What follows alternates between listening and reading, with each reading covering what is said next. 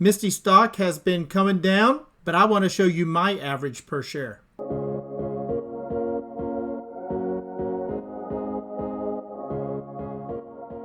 Hello my friends, this is Legend. So MSTY stock, as you know, right along with just about every stock out there, has been going down.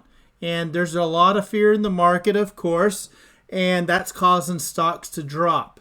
I just wanted to get on here and kind of show you where I'm at. And even though it is down, I want to show you what my average is, what my real true average price per share is. But before we go into that, let's look at the Webull chart just to see where we are at on MSTY.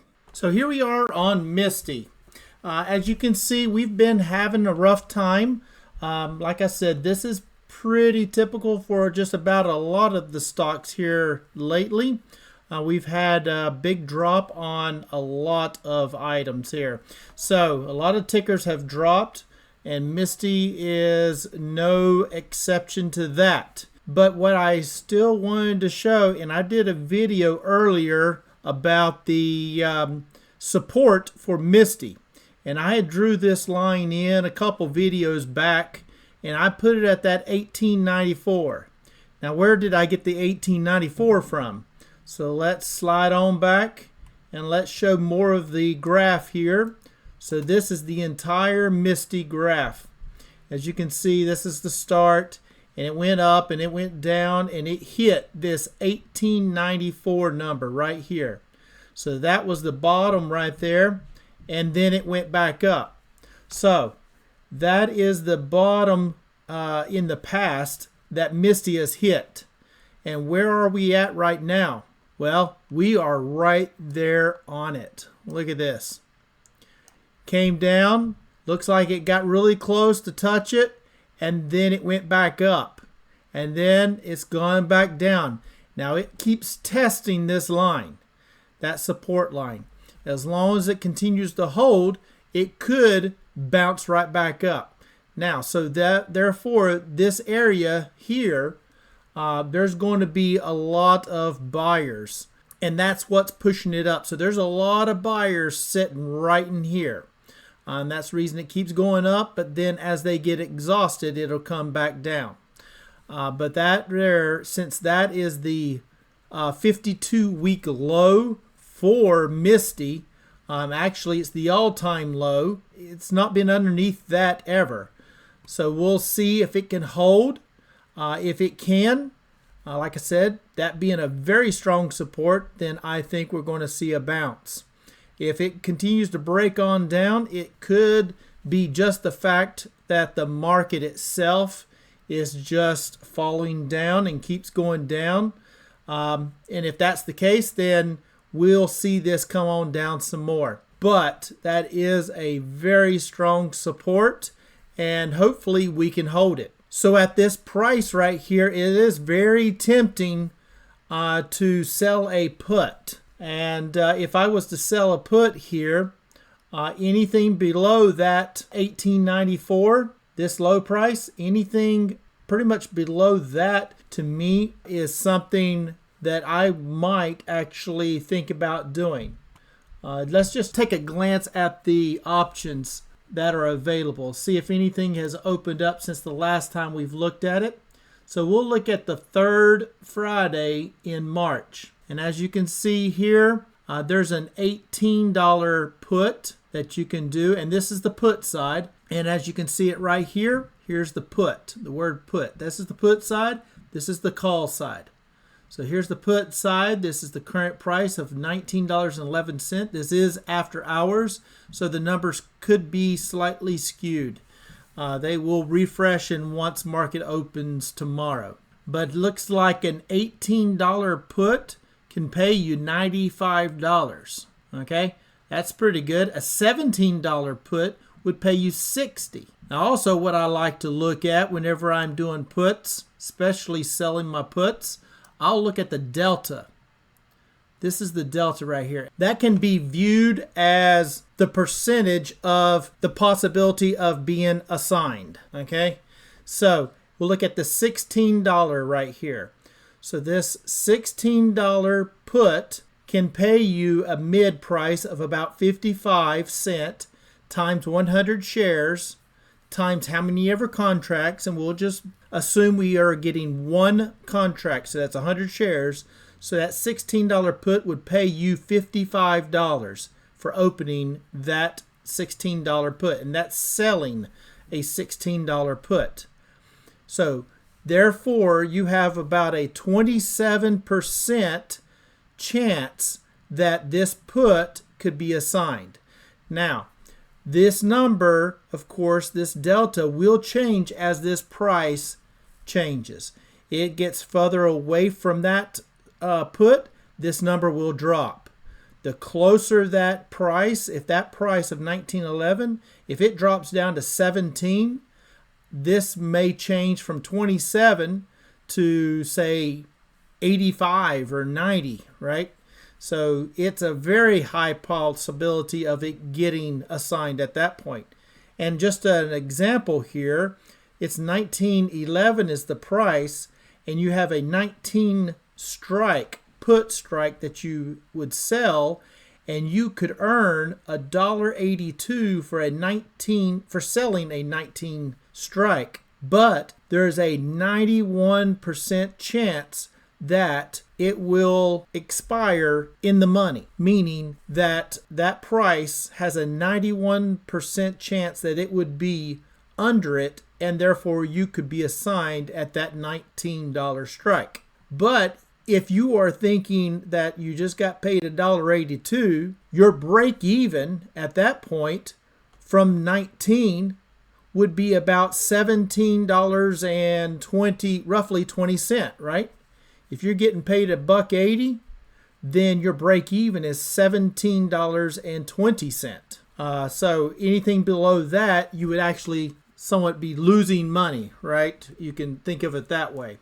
But anything above that, your premium that you earned is keeping you above your break even. So as far as on the delta, what I like to look for, if I am looking for something safer, I'm looking for, say, a 20 delta. If I'm looking for something kind of safe, I'm looking for something, say, 20 or below, even maybe a 15, right? So you can look at this one. This is a 16 delta.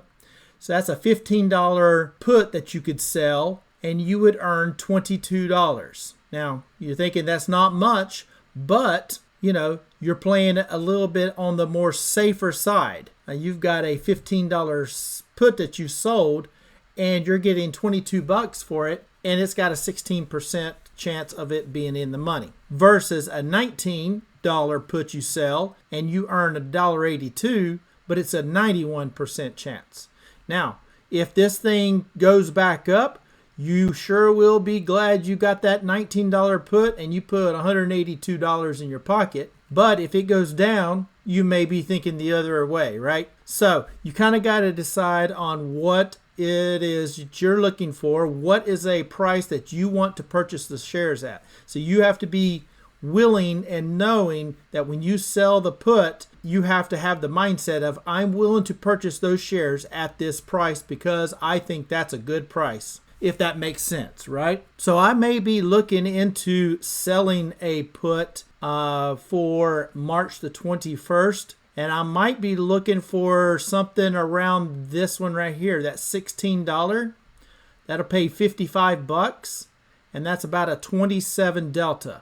So that's not bad at all. To get $55 off of $1,600 that I don't even have to spend, right? Because I'm not buying the shares. I'm just saying I'm willing to buy the shares at 16 if it gets below it at my strike price, right? So at expiration, if it's below 16, I will put those shares.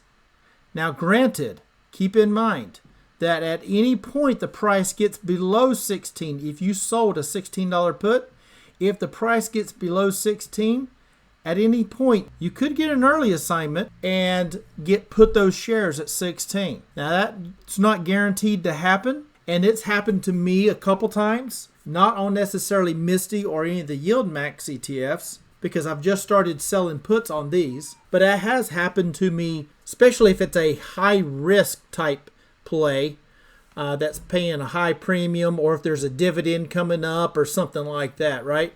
And that could get you an early assignment.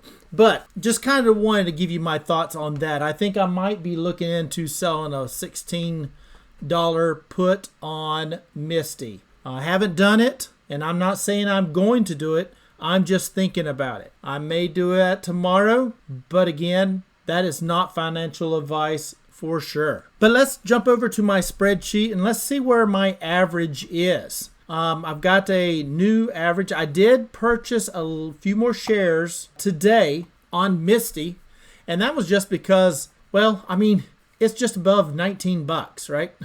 So now I didn't get it at the $19.11. I bought them at about $19.50. I had to get a few more shares. It's just too low. I had to spend a little bit to get that. So let's check out my sheet. Okay, so here we are on my MSTY sheet. You've seen this before. It's the same one that we've had.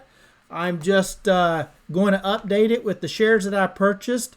I have not earned another distribution, and I will probably look to try to start rolling these. I got a $24 put, and I've got a $23.50 put. So both of those expire in around mid-March. One of them's March the 21st, and the other one's March the 14th. So I will probably look to try to roll them maybe tomorrow or next week.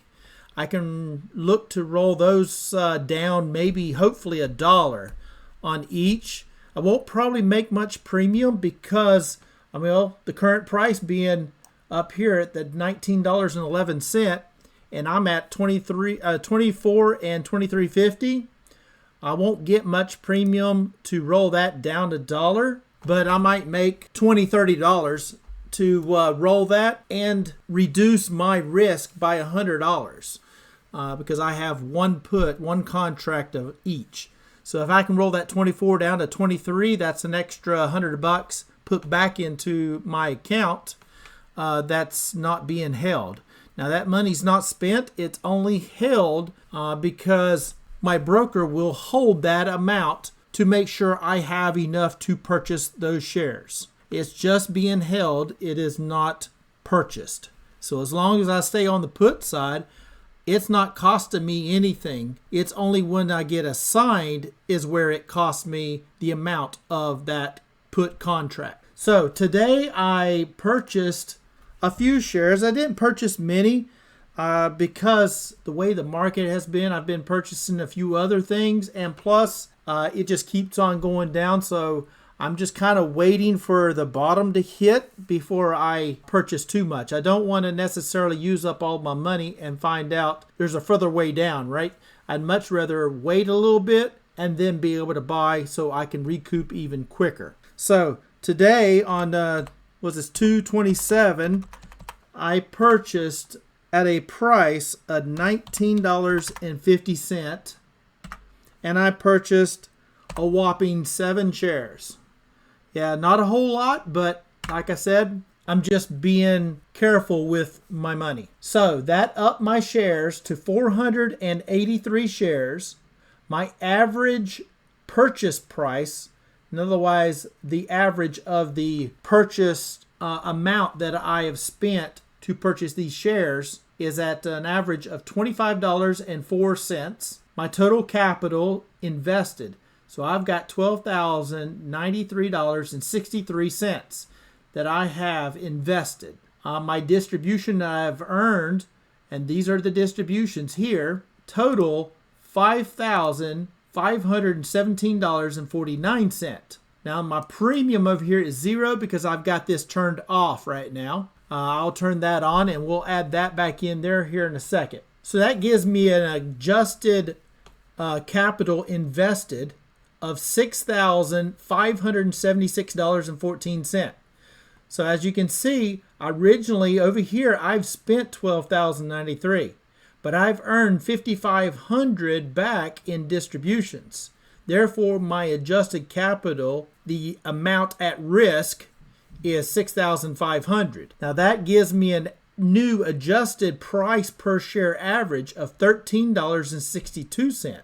So a nice change from my original 2504. So if I did not earn any distributions, I would be at an average of $25.04, right? With a current price of $19.11, I would be under, right? I would be under about $6. But because I get paid a dividend or distribution, my average now is $13.62. Now, once this gets down and I've earned all my capital back, then it's all pure profit. That's what I'm looking for. So this gives me a percent earned of 45.62% with a total gains of 21.95.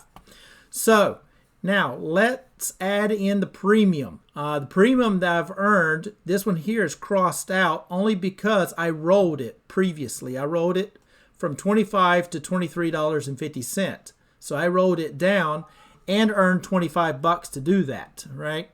So I rolled it down in price and out in expiration. Then I have this $24 put that I earned about $200 on. So adding all this premium into here is going to lower my average price per share. Now that's my adjusted average price per share, right? So let's go ahead and we will turn this on and boom. So now I've earned $304.70 in premium. That lowers my calculated average capital down to $6,200, and that lowers my adjusted price per share down to $12.98. We were at $13.62 per share before.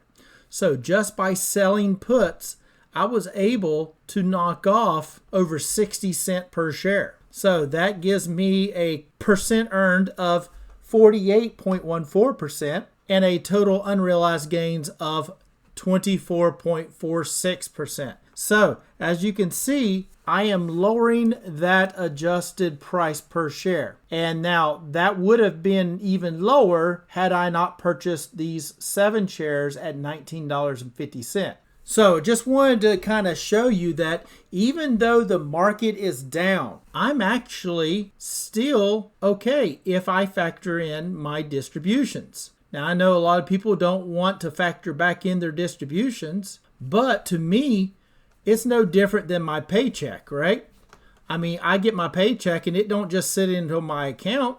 If I get paid a certain amount to do a job, that money isn't just sitting into a bank account, right? I mean, you're spending it. You have to buy things. You've got to live, right? So this is no different. My distributions are factoring back into the amounts that I have earned back from my capital spent. And once I've earned that completely back, then everything above it is just pure profit. Now, if you're setting this money and you're keeping it to a side and keeping it in cash, then so be it. That's your choice. I'm taking it and reinvesting it personally. And now I'm not reinvesting it maybe right back into MSTY. I'm not rolling my distributions back into it because I want to be a little bit more surgical about when I purchase shares.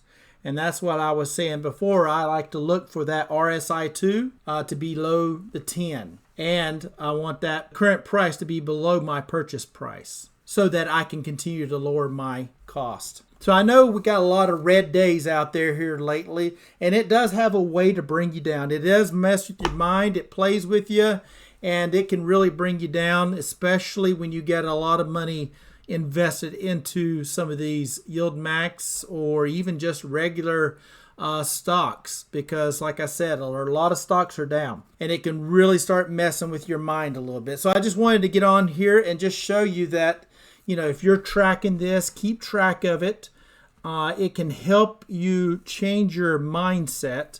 And I'm looking at this and I don't feel so bad now, right? I've got a $12.98 share price instead of looking at it saying I've got a $25.04 share price and it's $19 and I've lost $6 a share. That can be a bit depressing. And then you get worried and you sell it all off, right? Because you're not tracking your distributions.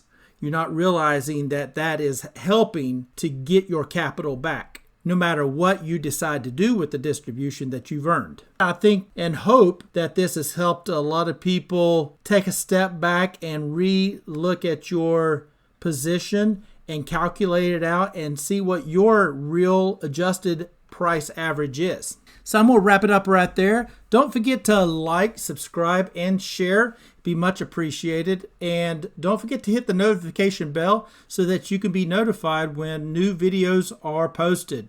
And as always, I am not a financial advisor. This is not financial advice. Please do your own due diligence before you get into any stock plays. And until next time, Legend out.